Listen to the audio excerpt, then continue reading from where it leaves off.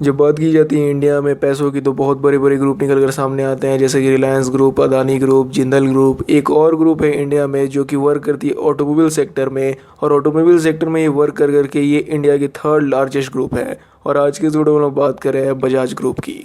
आज के समय बजाज ग्रुप के पास 40 से भी ज़्यादा कंपनीज हैं उनके अंडर, और उनकी मार्केट कैपिटलाइजेशन ऑलमोस्ट $118 बिलियन तक है। इसको इंडियन रुपीज़ में निकाला जाए तो 8,67,900 रुपये निकल कर सामने आएंगे। और बजाज ग्रुप में टोटल 36,000 से भी ज़्यादा एम्प्लॉय काम करते हैं। तो क्या लगता है आप लोगों की बजाज कंपनी सिर्फ बाइक बनाती है, बाइकों की सर्विसिंग देती है, आपको पल्सर बेचती है? तो ऐसा बिल्कुल भी नहीं है। बजाज के पास 40 से भी ज़्यादा कंपनी है, जैसा मैंने आपको बताया, जिसमें कि बजाज फिनसर्व आती है, बजाज आलियांज आती है, बजाज इलेक्ट्रिकल्स आती है, Bajaj holding and investment limited. ये सब बहुत सारी कंपनियां आती है बजाज के अंदर। तो स्वागत है आप लोगों एक और न्यू वीडियो में, और आज की इस वीडियो में हम लोग यही जानेंगे कि how big is Bajaj group. Bajaj group India's third largest group. Bajaj group को फाउंड किया गया था आज से तकरीबन 96 साल पहले, यानी 96 ईयर्स अगो, और वहीं ये कंपनी को फाउंड किया गया था जमना लाल बजाज जी के द्वारा।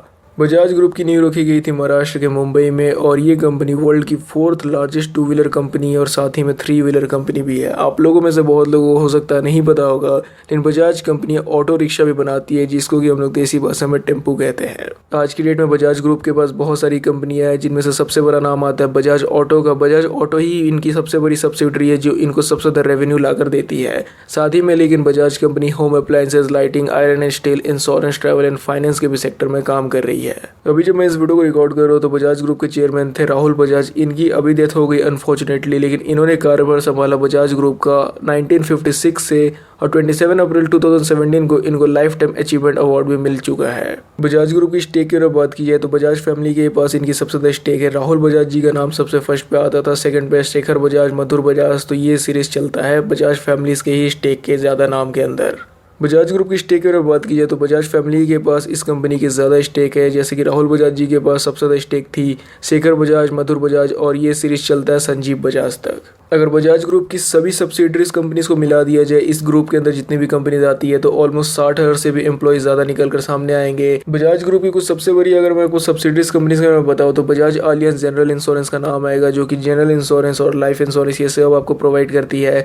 बजाज ऑटो लिमिटेड का नाम आएगा, जिसकी वजह से आप बजाज कंपनी को जानते हो, क्योंकि ये जो सब्सिडरी है बजाज ग्रुप की, ये आपको बाइकें देती है, जैसे कि पल्सर सीरीज़ की बाइकें हो गई, डिस्कवर सीरीज़ पहले आती थी, प्लेटिना CT100 इस टाइप की बाइकें आपको देती है। फिर बजाज इलेक्ट्रिकल्स का नाम आएगा। बजाज की बहुत सारी इलेक्ट्रिकल प्रोडक्ट्स हो सकता है कि आपके घरों में होगी। बजाज फिनसर्व का नाम आएगा, जो कि फाइनेंस सेक्टर की one of the leading company है। अगर आपने कोई भी कभी मोबाइल या फिर कुछ भी कंज्यूमर ड्यूरेबल प्रोडक्ट्स फाइनेंस कराया है तो आपको बजाज फिनसर्व का नाम जरूर देखने को मिला होगा। बजाज ग्रुप को ऑलमोस्ट 90 साल से भी ज़्यादा का बिजनेस एक्सपीरियंस है, और आज की डेट में इनके IPO में जितने भी शेयर्स है सभी की अगर आप लोग लिस्टिंग देखेंगे तो ऑलमोस्ट सभी जो शेयर्स है ये इनके अप ही जा रहे हैं, कुछ को छोड़कर।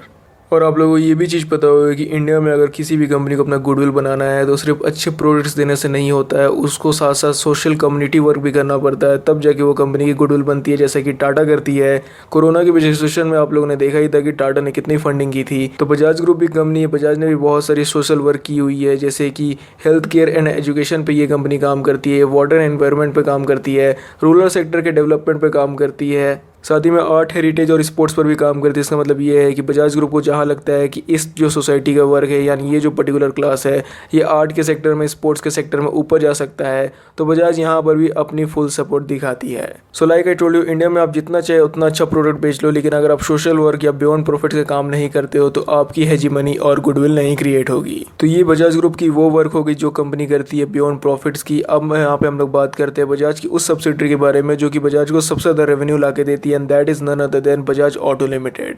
तो हो सकता है कि बहुत लोग इसी की वजह से आए होंगे कि बजाज ऑटो लिमिटेड से बजाज को कितना फ़ायदा होता है और कितनी बाइकें या फिर कैसे फ़ायदा होता है। तो मैं आप लोगों को बता देता हूँ कि इंडिया में तो सबसे ज़्यादा गाड़ियाँ सेल करती है Hero MotoCorp in terms of 2 wheeler market. So मैं आप लोगों को बता देता हूँ कि इंडिया में तो सबसे ज़्यादा गाड़ियाँ हीरो मोटोकॉर्प बेचती है 2 व्हीलर सेगमेंट में, तब भी बजाज ग्रुप का यहाँ पे इतना बड़ा नाम कैसे, और बजाज ग्रुप इंडिया की थर्ड लार्जेस्ट ग्रुप कैसे बन जाती है। सो बजाज ऑटो लिमिटेड जो है ये सिर्फ इंडिया में गाड़ियाँ नहीं बेचती है। Bajaj auto limited more than 70 countries में अपनी बाइकों को एक्सपोर्ट करती है। जी हाँ, 70 कंट्री में, यानी 70 देशों में इनकी गाड़ियाँ एक्सपोर्ट होती है। फॉर एन एग्जाम्पल, मैक्सिको में, अर्जेंटीना में, ग्वाटेमाला में, पेरू में, टर्की में, बांग्लादेश में, नेपाल में, इजिप्ट में, इनफैक्ट रशिया जैसी बड़ी बड़ी कंट्रियों में भी बजाज की आपको गाड़ियाँ देखने को मिलेगी, क्योंकि बजाज जैसा मैंने आपको बताया 70 से ज़्यादा देशों में अपनी गाड़ियों को एक्सपोर्ट करती है। तो इंडिया में सबसे ज़्यादा गाड़ियाँ सेल करती है हीरो मोटोकॉर्प, लेकिन इंडिया से सबसे ज़्यादा बाहर देशों में बेचने वाली गाड़ियों की अगर बात की जाए तो यहाँ पे बजाज ऑटो लिमिटेड का सबसे पहले नाम आएगा। जितनी गाड़ियाँ बजाज ऑटो लिमिटेड एक्सपोर्ट करती है बाहर के देशों में, उतना हीरो मोटोकॉर्प आधे भी नहीं करने पाती है। इसीलिए बजाज ग्रुप को बजाज ऑटो लिमिटेड से इतना अच्छा रेवेन्यू निकल कर आता है। अफ्रीकन कंट्रीज़ में बजाज अपनी सस्ती गाड़ियों को ज़्यादा बेचती है, जैसे कि प्लेटिना हो गई, डिस्कवर सीरीज़ जो कि बंद हो गई है उसको भी कंपनी एक्सपोर्ट करती है, क्योंकि वहाँ पे उसकी डिमांड अभी भी चल रही है। लेकिन जो बड़े बड़े कंट्रीज़ है जैसे कि टर्की हो गई, अर्जेंटीना हो गई, मैक्सिको हो गई, वहाँ पे बजाज की पल्सर सीरीज़ और अभी हाल ही में लॉन्च हुई डोमिनर 250 का ज़्यादा डिमांड देखने को मिल रहा है। वन फन फैक्ट मैं आपके साथ शेयर करता हूँ, जो बजाज हम लोग को पल्सर सीरीज़ इंडिया में देती है वही पल्सर को इंटरनेशनल मार्केट में राउसर नाम से बेचती है। तो इसीलिए कभी अगर आप लोग अर्जेंटीना मैक्सिको घूमने जाओ और अगर आपको पल्सर सीरीज़ राउसर के नाम से देखे तो आश्चर्य होने की ज़रूरत नहीं है, क्योंकि कंपनी यहीं से खुद उसको राउसर के नेम से एक्सपोर्ट करती है। वैसे बजाज ग्रुप को अपनी बजाज ऑटो लिमिटेड के एक्सपोर्ट से कितना फ़ायदा होता है ये कंपनी डायरेक्टली फिगर रिलीज़ नहीं करती है, लेकिन 2007 की एक रिपोर्ट में ये बताया गया था कि 2300 करोड़ रुपए का सिर्फ बजाज ने एक्सपोर्ट किया बाइकों की, और उससे पहले कंपनी ने की थी 1700 करोड़ रुपए की। तो ये तो 2007 की रिपोर्ट थी। अभी 2022 में आप लोग समझ सकते हो कि एक्सपोर्ट्स कितनी बढ़ गई होगी और साथ ही में रेवेन्यू भी कितना बढ़ गया होगा। तो ये था आज का इस वीडियो जहाँ पे उन्होंने बात की बजाज ग्रुप के बारे में। तो अगर आपको वीडियो पसंद आता है तो लाइक कर दीजिएगा, शेयर कर दीजिएगा, सब्सक्राइब किए बिना मत जाइएगा। आप लोगों को वीडियो देखने के लिए थैंक यू।